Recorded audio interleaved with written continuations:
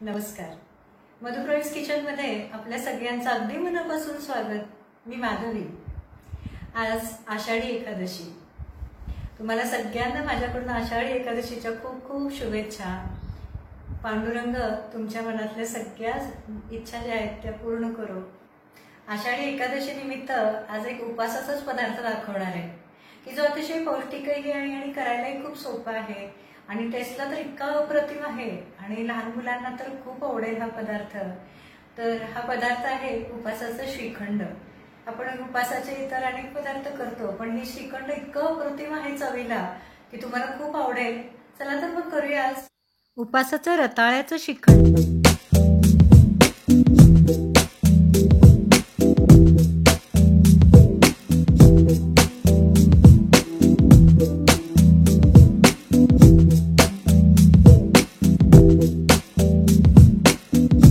रताळ्याचं श्रीखंड करण्यासाठी मी तर 300 ग्रॅम रताळी घेतलेली आहे. ती मी धुवून घेतलेली आहे.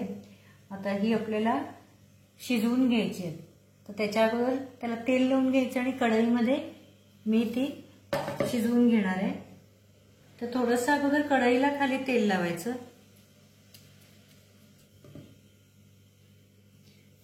तर माझ्याकडे छोटी रताळी आहेत त्यामुळे मी अखंडच ठेवतेय. जर तुम्हाला मोठी रताळी मिळाली तर त्याचे तुम्ही 2-3 भाग करून वरच्या कव्हरला असं तेल लावून घ्या.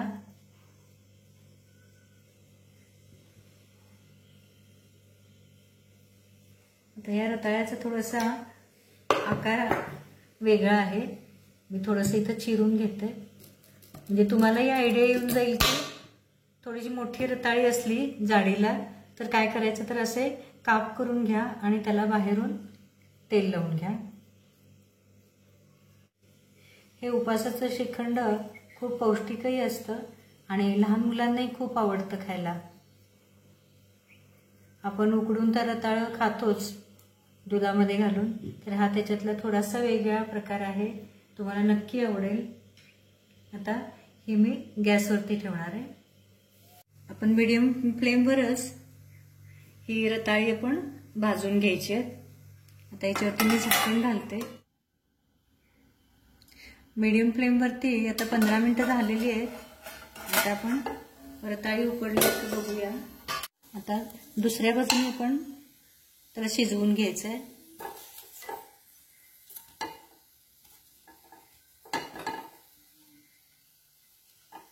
अशी शिजवल्यामुळे काय होतं की त्याच्यातलं जे पाणी असतं त्याच्या आतमधलं असतं त्याच्यातच ही शिजतात. आपण वाफवली तर काय होतं किंवा पाण्यामध्ये जर शिजवली कुकरला लावून तर ती थोडीशी पानसट होतात चवीला.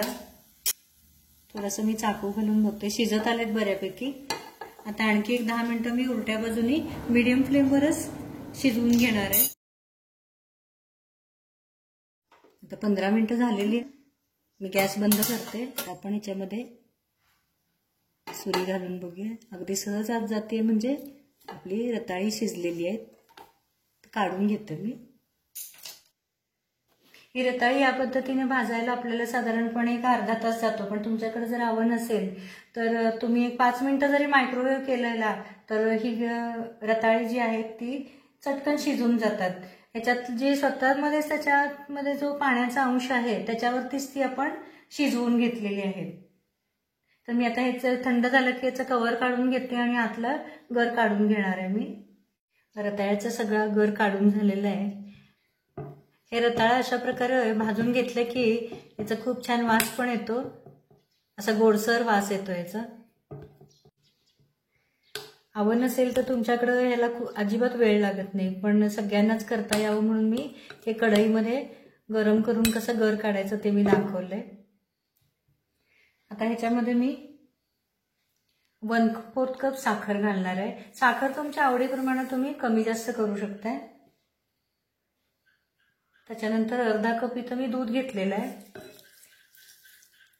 आपण याच्यामध्ये अर्धा कप दूध घालूया आणि वेलचीचे दाणे मी इथं कुटून घेतलेले आहेत.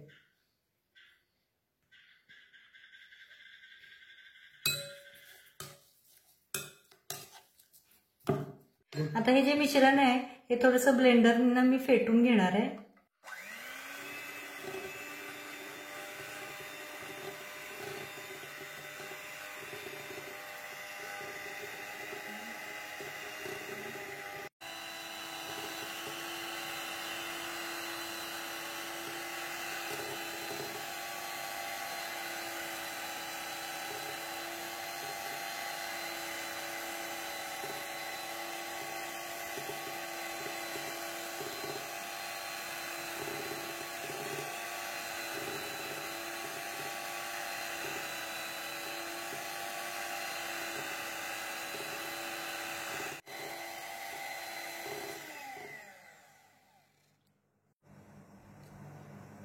बघा किती स्मूथ झालेलं आहे हे ब्लेंडरने फेटल्यामुळं. तुम्हाला अपीयरन्स दाखवते मी. तुमच्याकडे जर ब्लेंडर नसेल इलेक्ट्रिक ब्लेंडर तर तुम्ही मिक्सरमध्ये केलं तरी सुद्धा चालेल. बघा त्याचा स्मूथनेस आणि कलर तर किती सुंदर आलाय बघा. तुम्ही बघितलेलं आहे की श्रीखंड किती मस्त झालेला आहे. पण हे श्रीखंड करत असताना काही टिप्स मी तुम्हाला सांगणार आहे, त्या तुम्ही फॉलो करा नक्की, तरच तुमचं श्रीखंड इतकं छान होणार आहे. पण त्यावेळेस तुम्ही जर माझ्या चॅनलवर नवीन असाल किंवा अजून माझं चॅनल तुम्ही सबस्क्राईब केलं नसेल तर नक्की सबस्क्राईब करा. सबस्क्राईब केल्यानंतर शेजारी तुम्हाला एक घंटेचा आयकॉन दिसेल, ते दाबायला विसरू नका, म्हणजे माझ्या नवीन व्हिडिओचं नोटिफिकेशन तुम्हाला चटकन मिळून जाईल. हे श्रीखंड करत असताना जेव्हा तुम्ही रताळी खरेदी करणार आहे तेव्हा खूप जून रताळी घेऊ नका की ज्याला केसर असतं. तर थोडीशी कोवळी चांगली रताळी बारीक असलेली बघून घ्या, म्हणजे ती आपल्याला भाजायलाही चटकन भाजून निघतात. आणि दुसरी गोष्ट म्हणजे ती तुम्ही नेहमी आपण रताळी जशी उकळतो तशी पाण्यामध्ये उकळू नका, कारण उकळली की त्याच्यामध्ये पाण्याचा अंश जास्त जातो आणि ती पानसट लागतात चवीला. तर मी जशी कढईमध्ये तुम्हाला भाजून घ्यायला सांगितली तशीच भाजून घ्यायची, म्हणजे त्याच्यामधलं जे काही मॉइश्चर असतं, पाण्याचा अंश असतो, तर त्याच्यामध्येच ती भाजली जातात आणि त्याची चव खूप छान लागते आणि त्याचा एक सुगंधही छान असतो.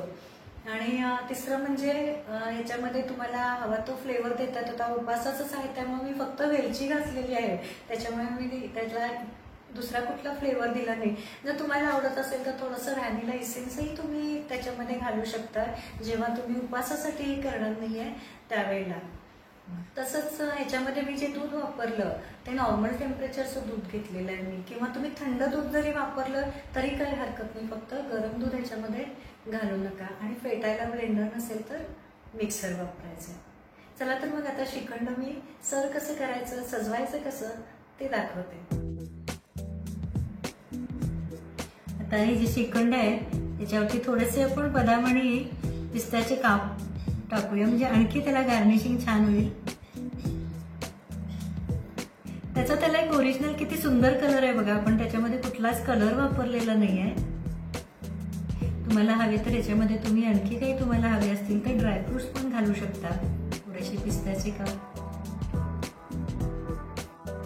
आणि याच्यावरतीच आपण घालूया थोडंसं केशर.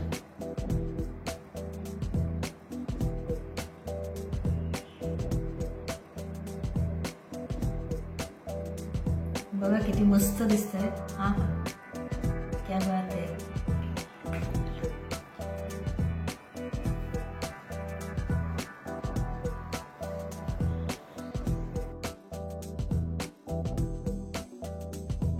बघा किती सुरेख झालंय श्रीखंड. अपीयरन्स तर किती मस्त आहे बघा. तर ह्या एकादशीला आजच्या हे श्रीखंड तुम्ही नक्की करून बघा, कारण आज सगळ्यांच्या घरी रताळी असतातच हे मला माहिती आहे. आज संध्याकाळच्या खाण्यासाठी तुम्ही श्रीखंड नक्की करून बघा, तुम्हाला खूप आवडेल. चला तर मग आज इथंच थांबूया, पुन्हा भेटूया एका नव्या रेसिपी सोबत. तोपर्यंत good food, good health. Bye bye.